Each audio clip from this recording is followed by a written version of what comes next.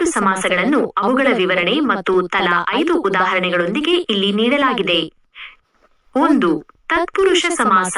2 ನಾಮಪದಗಳು ಸೇರಿ ಸಮಾಸವಾದಾಗ ಉತ್ತರ ಪದದ ಎರಡನೇ ಪದ ಅರ್ಥವು ಪ್ರಧಾನವಾಗಿರುವುದಕ್ಕೆ ತತ್ಪುರುಷ ಸಮಾಸ ಎನ್ನುತ್ತಾರೆ. ಇಲ್ಲಿ ಪೂರ್ವ ಪದವು ವಿಭಕ್ತಿ ಪ್ರತ್ಯಯಗಳಿಂದ ಕೂಡಿರುತ್ತದೆ. ಉದಾಹರಣೆಗಳು: 1. ಬೆಟ್ಟದ ಸಂಕಲನ ತಾವರೆ ಸಮ ಬೆಟ್ಟದಾವರೆ. 2. ತಲೆಯಲ್ಲಿ ಸಂಕಲನ ನೋವು ಸಮ ತಲೆನೋವು. 3. ಮರದ ಸಂಕಲನ ಕಾಲು ಸಮ ಮರಗಾಲು. 4. ದೇವರ ಸಂಕಲನ ಮಂದಿರ ಸಮ ದೇವ ಮಂದಿರ. 5. ಹಗಲಿನಲ್ಲಿ ಸಂಕಲನ ಕನಸು ಸಮ ಹಗಲುಗನಸು. 2. ಕರ್ಮಧಾರೆಯ ಸಮಾಸ.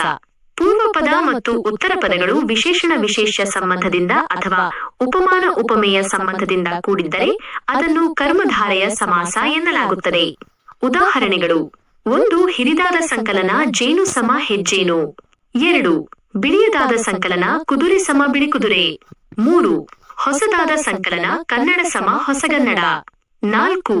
ಕೆಂಪು ಸಂಕಲನ ಕಲ್ಲು ಸಮ ಕೆಂಗಲ್ಲು. 5. ಮುಖವೇ ಸಂಕಲನ ಕಮಲ ಸಮ ಮುಖಕಮಲ. 3. ದ್ವಿಗು ಸಮಾಸ. ಪೂರ್ವ ಪದವು ಸಂಖ್ಯಾವಾಚಕವಾಗಿದ್ದು ಸಂಖ್ಯೆಯನ್ನು ಸೂಚಿಸುವ ಪದ.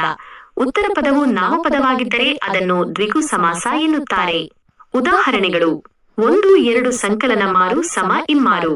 2. 3 ಸಂಕಲನ ಲೋಕ ಸಮ ಮುಲ್ಲೋಕ. 3. 4 ಸಂಕಲನ ದಿಕ್ಕು ಸಮ ನಾಲ್ದಿಕ್ಕು. 4. 5 ಸಂಕಲನ ಮರ ಸಮ ಐಮರ.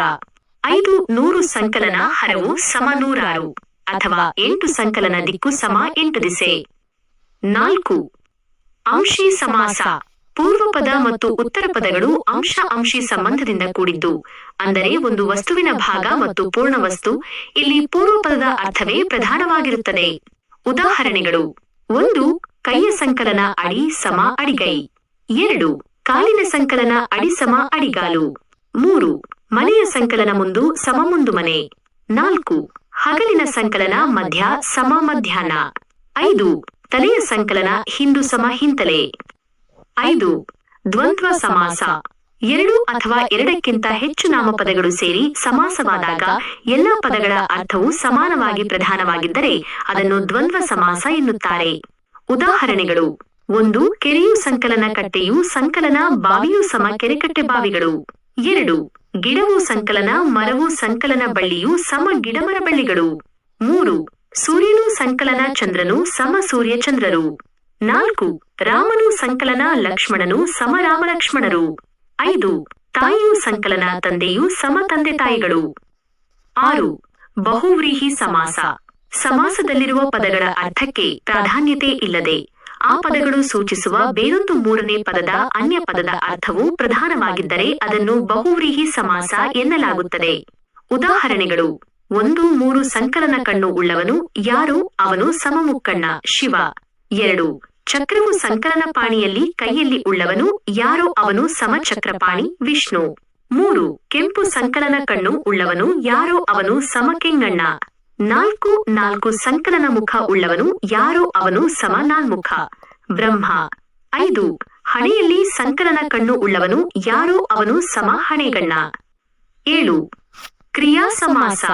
ಪೂರ್ವ ಪದವು ಒಂದು ನಾಮಪದವಾಗಿದ್ದು ಉತ್ತರ ಪದವು ಕ್ರಿಯಾಪದವಾಗಿದ್ದರೆ ಅದನ್ನು ಕ್ರಿಯಾ ಸಮಾಸ ಎನ್ನುತ್ತಾರೆ. ಉದಾಹರಣೆಗಳು: 1. ಕೈಯನ್ನು ಸಂಕಲನ ಮುಗಿದು ಸಮ ಕೈ ಮುಗಿದು. 2. ಮೈಯನ್ನು ಸಂಕಲನ ತಡವಿ ಸಮ ಮೈದಡವಿ. 3. ಹೂವನ್ನು ಸಂಕಲನ ಹೂಮುಡಿ. 4. ಹಾಲನ್ನು ಸಂಕಲನ ಕುಡಿದು ಸಮ ಹಾಲು ಕುಡಿದು. 5. ದಾರಿಯನ್ನು ಸಂಕಲನ ತಪ್ಪಿ ಸಮ ದಾರಿ ತಪ್ಪಿ. 8. ಗಮಕ ಸಮಾಸ.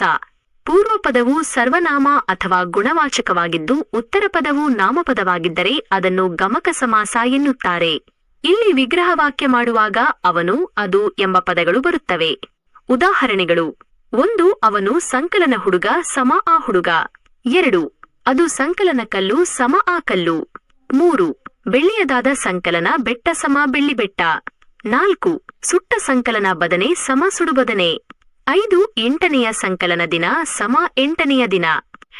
ನಿಮಗೆ ಈ ಸಮಾಸಗಳಿಗೆ ಸಂಬಂಧಿಸಿದಂತೆ ಯಾವುದಾದರೂ ನಿರ್ದಿಷ್ಟ ಉದಾಹರಣೆಯ ವಿಗ್ರಹವಾಕ್ಯ ತಿಳಿಯಬೇಕಿದ್ದರೆ ಕೇಳಬಹುದು.